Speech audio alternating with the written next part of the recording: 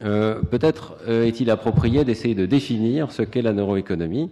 C'est assez difficile parce que c'est un domaine émergent, à la frontière entre les neurosciences cognitives et l'économie traditionnelle, si l'on peut dire, et donc il n'est pas facile de définir ses contours, mais on peut dire que le noyau du sujet, le cœur du sujet, c'est l'étude des décisions humaines et de l'architecture cérébrale qui permet de prendre des décisions. Mais la neuroéconomie est bien sûr beaucoup plus concernée par des décisions de haut niveau, la décision consciente qui consiste à hésiter, souvent à pondérer plusieurs choix possibles dans l'achat de biens, dans la décision d'agir maintenant ou plus tard, dans la décision d'investir, dans la décision de partager avec d'autres nos investissements, etc. Alors mon impression, je ne sais pas si elle sera confirmée par la journée, est que les liens entre les neurosciences et l'économie sont extrêmement étroits et nombreux et bidirectionnels. Alors dans une direction, il y a la question de savoir si l'étude du comportement humain, donc de la psychologie et de la fonction cérébrale, peut contribuer à l'économie. Et c'est une question qui sera débattue en particulier, je pense, par tous les orateurs, mais particulièrement par Bernard Walliser à la fin de la journée. Pour modéliser les prix, les autres paramètres de l'économie, les économistes essayent de caractériser mathématiquement le comportement de grand nombre de sujets qui chacun prennent des décisions. Et ça ne peut pas être fait sans simplifier considérablement, évidemment, le modèle de la décision humaine. Et on arrive à un modèle traditionnel de l'homo economicus qui, comme vous le savez tous, a été critiqué sévèrement dans la mesure où il simplifie de façon extrême en attribuant parfois une rationalité sans borne ou une logique parfaite aux décisions humaines. Nous savons tous que nos décisions sont plus aléatoires et moins logiques qu'elles ne devraient l'être. Alors, il reste relativement imprécis de savoir de quelle manière nous devrions prendre en compte dans les modèles économiques les limitations des décisions humaines et le faire de manière suffisamment abstraite pour qu'on puisse encore développer une théorie. L'attribution récente du prix Nobel d'économie à Daniel Kahneman, qui est un psychologue au départ en 2002, montre que les sciences cognitives peuvent faire des contributions importantes dans le domaine de l'économie en indiquant ce que Kahneman a appelé heuristics and biases, les heuristiques et les biais qui fondent les jugements humains. Et par exemple, la mésestimation de la probabilité, le jugement du risque, sont des domaines dans lesquels il existe des biais et des heuristiques qui peuvent conduire à des comportements qui semblent irrationnels et qui ont des conséquences très profondes sur la manière dont les personnes achètent des biens, la manière dont on achète des assurances, par exemple, qui peut sembler tout à fait irrationnelle d'un point de vue de l'utilité, peut s'expliquer, etc. Alors, en dépit de ces succès, je voulais dire un petit mot de nuance tout de suite, qui sera peut-être illustré également dans la journée. Je pense que la plupart des participants au colloque partagent mon impression qu'il faut être extrêmement prudent dans l'application directe des concepts de la psychologie et surtout des données de l'imagerie cérébrale aux situations économiques de la vie quotidienne. Je suis très enthousiaste sur les développements de la neuroéconomie et je pense que ce séminaire va nous apporter beaucoup, mais je pense qu'il y a parfois un certain manque de profondeur dans les recherches et en particulier dans ce qu'on appelle le neuromarketing et les neurosciences sociales, qui ne sont pas d'ailleurs strictement parlées de la neuroéconomie.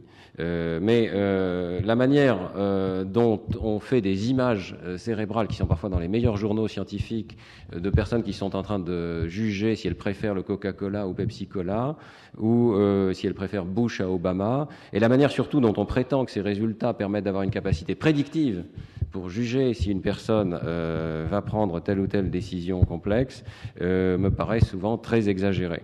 Alors je pense qu'on va en discuter aujourd'hui, mais il faut savoir qu'il y a actuellement une critique méthodologique très importante qui secoue, je dirais, notre profession de la neuroimagerie, qui est due à Ed Vull, qui a plusieurs articles très intéressants. Il y a des critiques strictement méthodologiques sur la nature même de l'imagerie, mais il y a aussi un péché, si l'on peut dire, d'inférence inverse dont il faut se méfier profondément. Celui-ci, c'est le fait de penser que parce que l'on voit une région cérébrale activée, on peut en déduire quels sont les processus psychologiques sous-jacents. Et il faut savoir que dans l'état actuel des choses, c'est une inférence qui est très délicate, sinon la plupart du temps incorrecte, dans la mesure où les circuits cérébraux qui sous-tendent les processus psychologiques sont très entremêlés dans les mêmes régions. On ne peut pas, en général, dire puisque cette région est activée, alors la personne est en train d'avoir une émotion positive, ou est en train de faire de la logique mentale, ou est en train de se parler à elle-même, etc. Enfin, si on fait ce genre d'inférence, c'est avec un certain risque de se tromper, il faut le savoir. Alors j'espère qu'on ne verra pas trop de raisonnements de ce type aujourd'hui, on verra. En tout cas, je pense que c'est une discipline qui se cherche et dans laquelle la méthodologie continue de jouer un rôle très important et le développement de meilleures méthodologies.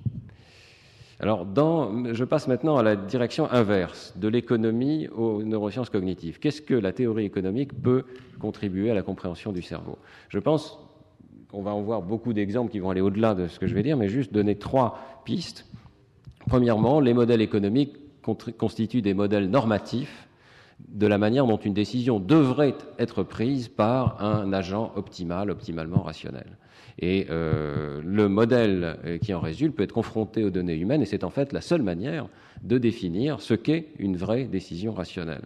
Alors naturellement, les modèles économiques ne sont pas sans hypothèse préalable, et il en résulte que si le sujet humain dévie du modèle optimal, il y a 2 possibilités: soit les humains sont réellement irrationnels, soit les hypothèses du modèle qui permettent de calculer quel est le comportement optimal ne sont pas celles qui sont suivies par le sujet humain. Et la manière dont on doit définir un comportement rationnel est une question d'importance centrale dans le colloque d'aujourd'hui, particulièrement cet après-midi, dans les exposés de Peter Bossart et Colin Cameron. Un autre aspect dans lequel les économistes excellent, évidemment, c'est la description mathématique des comportements collectifs. La manière dont une collection de systèmes de décision forme un marché et prend des décisions collectives. Et d'une certaine manière, c'est exactement ce qui se produit dans le cerveau lorsque des unités élémentaires, une collection d'unités élémentaires, les neurones, qui peuvent peut-être être décrits comme des systèmes élémentaires de décision non linéaires, exhibent un comportement collectif élaboré. Alors ce type de raisonnement, je pense, sera particulièrement saillant dans l'exposé d'Elias-Jouini sur le comportement collectif versus le comportement individuel, rationnel. Et en général, je pense que les théories économiques, bien entendu la théorie des jeux en particulier, fournissent souvent des modèles qui s'appliquent d'une façon nouvelle à la modélisation des phénomènes psychologiques. Il y a un 3e point, brièvement, qui est que la théorie économique souvent indique des domaines de compétences humaines qui sont sous-étudiés et qui n'ont pas été étudiés suffisamment par la psychologie. Je pense par exemple au concept d'argent et de prix. On sait assez bien maintenant comment le nombre est représenté dans le cerveau, ça a été l'objet de beaucoup de mes recherches, mais la manière dont un prix peut se résoudre ou non dans une représentation du nombre reste une question totalement ouverte. Le prix est défini par un nombre, mais bien entendu, il y a aussi la question de l'unité qui va avec ce prix. Comme on l'a vu par exemple lors du passage de notre pays à l'euro, on peut être totalement désorienté lorsque l'unité, la monnaie change. Alors, ma propre recherche avait suggéré que dans le domaine des prix, on a une sorte de catalogue mental pour chaque objet de la vie quotidienne que nous sommes amenés à acheter, un catalogue mental qui définit non seulement la moyenne du prix, mais aussi l'écart type du prix, disons l'intervalle de prix possible. Et que ces prix sont sujets à la loi de Weber, c'est-à-dire que plus le nombre est grand, plus l'intervalle de confiance est lui-même grand. De façon intéressante, d'ailleurs, avec Federico Marques, on avait montré que lors du passage à l'euro, eh bien, la variance interne des prix était multipliée par 2, c'est-à-dire qu'on était très largement désorienté, non pas parce qu'on avait perdu la moyenne, mais parce qu'on avait augmenté considérablement la variance. Alors, il y a beaucoup d'autres questions qui sont ouvertes. Comment les prix sont représentés dans le taux de décharge de population de neurones? Est-ce qu'il y a une aire cérébrale qui s'intéresse à ce genre de représentation des valeurs monétaires? Ou bien est-ce que les valeurs monétaires et l'argent fonctionnent comme n'importe quel autre système de renforcement dans le cerveau? Est-ce que l'argent, en quelque sorte, coopte des circuits cérébraux anciens dans l'évolution, par exemple les circuits dopaminergiques qui sont engagés dans le traitement des autres renforcements tels que la nourriture ou le sexe. Cette idée d'une sorte de recyclage de circuits anciens par des objets culturels nouveaux, vous le savez, mais très proches dans le domaine de la lecture et des mathématiques. Je suis très curieux de voir si elle peut fonctionner dans des domaines autres de la culture, tels que peut être par exemple l'argent.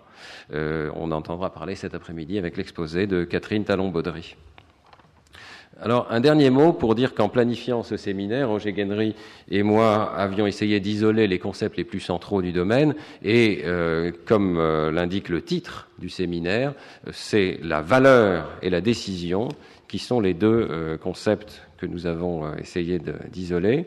Et la notion de valeur est tout à fait centrale. D'un point de vue axiomatique, il est possible de montrer que, sous des conditions assez raisonnables, les décisions peuvent être décrites comme l'optimisation d'une fonction qui définit une valeur et un ordre total ou partiel sur les options disponibles. Alors, cette théorie nous conduit immédiatement à nous demander si la valeur est représentée dans le cerveau et de quelle manière elle peut être représentée. Dans les exposés de Hilke Plassmann ce matin et de Tim Behrens, on verra que plusieurs aires cérébrales ont une activité qui est monotone en fonction de la valeur anticipée des décisions des sujets. C'est le cas du cortex orbitofrontal et du striatum ventral. Savoir comment appliquer ces données aux décisions humaines complexes reste une question ouverte. Et je voudrais souligner que le terme de valeur est lui-même très ambigu. D'abord, il faut distinguer la valeur objective des choses, peut-être son prix par exemple, et la valeur subjective, l'estimation ou le sentiment associé à cette valeur objective. Et les deux ne sont pas nécessairement reliés par une fonction linéaire. En fait, l'accélération négative peut expliquer beaucoup de phénomènes économiques. Deuxièmement, on doit distinguer la valeur instantanée d'une décision et la valeur moyenne sur le long terme. Et c'est une distinction, je pense, fondamentale, ce que je peux gagner tout de suite et ce que je peux gagner en moyenne dans les 10 prochaines minutes, dans les 10 prochains jours ou dans les 10 prochains tours d'un jeu, par exemple. La dimension du temps est une dimension essentielle des décisions économiques et la compréhension de la représentation du temps dans le cerveau est un très grand domaine ouvert que j'espère que nous aborderons en partie aujourd'hui. Et enfin, la notion de valeur dans l'espèce humaine est quelque chose qui dépasse évidemment très largement la dimension monétaire et il n'est pas clair du tout que nos décisions puissent se résoudre à un seul nombre. En fait, il est probable que si certaines de nos décisions sont tellement difficiles à prendre, c'est parce que l'espace des décisions est extrêmement multidimensionnel. Donc l'argent est une dimension tout à fait prosaïque, mais il y en a beaucoup d'autres. Dans le domaine des décisions humaines, je pense que la santé est une valeur. La beauté est une autre valeur, la connaissance, la vérité sont des valeurs humaines, comme l'a souligné Jean-Pierre Changeux. Les valeurs religieuses peuvent être des valeurs, les valeurs sociales, la justice, l'éthique, l'altruisme sont des valeurs importantes derrière nos décisions et l'écologie est probablement en train de devenir une valeur tout à fait importante. Alors, il n'est pas clair actuellement si la théorie neuroéconomique va contribuer à une théorie complète de la manière dont ces différentes dimensions de la valeur sont combinées pour prendre des décisions. À la fin de la matinée, John Elster et également Angela Sirigu vont nous montrer des avancées tout à fait significatives dans ce domaine de l'évaluation en contexte social et en particulier la question de l'altruisme et de l'évolution de l'altruisme. L'idée est que nous aurions peut-être reçu de notre évolution récente de l'humanité un système spécifique pour la compréhension de l'esprit des autres et la collaboration avec les autres et que ce système pourrait être spécifiquement détérioré dans l'autisme. Alors, je termine, je m'excuse pour cette introduction un petit peu longue, mais comme vous le voyez, je pense que la neuroéconomie n'est pas du tout, et c'est vraiment une mécompréhension, n'est pas du tout confinée à la compréhension du cerveau du consommateur. En fait, ce domaine de la neuroéconomie soulève des questions tout à fait fondamentales sur qui nous sommes, comment nous pensons et même comment nous devrions penser et comment nous devrions prendre nos décisions. Donc des questions qui sont tout à fait essentielles pour le psychologue et bien entendu également pour l'économiste. Donc je voudrais remercier tout particulièrement tous les orateurs d'être venus aujourd'hui nous présenter leurs travaux récents et je passe la parole, je pense, à M. Guenry pour quelques mots sur le point de vue de l'économiste. Merci Stanislas. Je ne vais pas prolonger trop cette introduction qui a été fort complète. Je veux juste dire que quand Stanislas m'a proposé de co-organiser un colloque sur la neuroéconomie, j'ai d'abord été interloqué parce que c'est un sujet qui est assez loin de ma propre recherche. J'ai ensuite été assez immédiatement séduit et j'ai donc discuté avec Stanislas du sujet. Je ne suis toujours pas un spécialiste, mais j'espère qu'à la fin de la journée, je serai un petit peu plus proche d'être un spécialiste que je ne suis ce matin. Il est bien évident que je ne vais pas reprendre l'ensemble l'ensemble de l'exposé de Stanislas, mais il est bien évident que nous, économistes, sommes conscients que nous avons, je reprends une expression de François Furet dans une discussion que j'avais avec lui, un modèle pauvre de l'homme. Et donc, ce modèle pauvre de l'homme, on essaie de l'enrichir. Et au fond, Samuelson l'avait bien dit, l'homo economicus, c'est un très mauvais modèle, mais c'est encore le meilleur qu'on ait pour l'instant. Mais naturellement, on est conscient du fait qu'il faut le perfectionner. Et donc, la neuroéconomie paraît une manière assez naturelle d'essayer de mettre en perspective les axiomes sur lesquels nous nous fondons. Donc, c'est dans le domaine de la décision individuelle, a priori, que les économistes sont le plus tentés de penser que la neuroéconomie peut améliorer leur perspective, c'est-à-dire comment décide-t-on dans des situations simples, dans des situations de risque, d'incertitude, qu'est-ce que la dimension temporelle, qu'est-ce qui se passe dans le cerveau lorsqu'on considère des décisions dont l'horizon est plus lointain. Donc il y a toutes ces questions que l'on se soulève spontanément ou à laquelle on pense spontanément lorsqu'on parle de neuroéconomie. Alors, je pense qu'on n'en est pas encore, mais ça, j'en sais rien, je ne sais pas. J'ai discuté avec Peter Bossert tout à l'heure et j'ai cru comprendre qu'il parlerait des décisions collectives, mais je suis là trompé. Mais on n'en est pas en principe à essayer de penser que la neuroéconomie va éclairer considérablement les processus de décision collective. Mais peut-être que je me trompe, on verra bien on verra ce soir. J'ai appris avec beaucoup d'intérêt que l'économie pouvait fournir des outils à la neuroéconomie. Je m'en félicite et je pense là aussi qu'on en apprendra un peu plus dans la journée. Donc merci encore à tous les orateurs. Je vais m'arrêter là, passer la parole pour quelques mots à Lionel Ster. Merci Roger, je ne suis pas parmi les organisateurs de cette journée et à vrai dire, je ne m'attendais pas à ce qu'on me donne la parole, mais je vais simplement déclarer pour moi-même mes multiples incompétences puisque je ne suis ni neuroscientifique ni économiste. Je viens à ces questions du point de vue de la philosophie.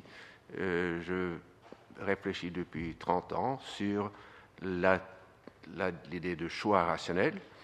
Et donc, c'est de ce point de vue-là que je suis venu à m'intéresser à la neuroéconomie. Mais dans mon intervention vers la fin de la matinée, je me pencherai surtout sur quelques questions conceptuelles, puisque je pense, comme l'a souligné Stanislas Dehaene, que pour l'instant, il y a peut-être une sorte d'enthousiasme excessif ou prématuré, je ne sais pas exactement quoi, et il faut peut-être de temps en temps prendre une pause pour réfléchir sur les fondements conceptuels de ce qu'on fait. Et c'est ce que j'essaierai de faire. Donc je pense qu'on va faire sans doute un va-et-vient entre ces trois dimensions, économique, neuroscientifique et conceptuelle. Eh bien, merci. Nous avons tous déclaré nos intérêts et nos incompétences respectives. Et je crois qu'il est temps de commencer ce colloque.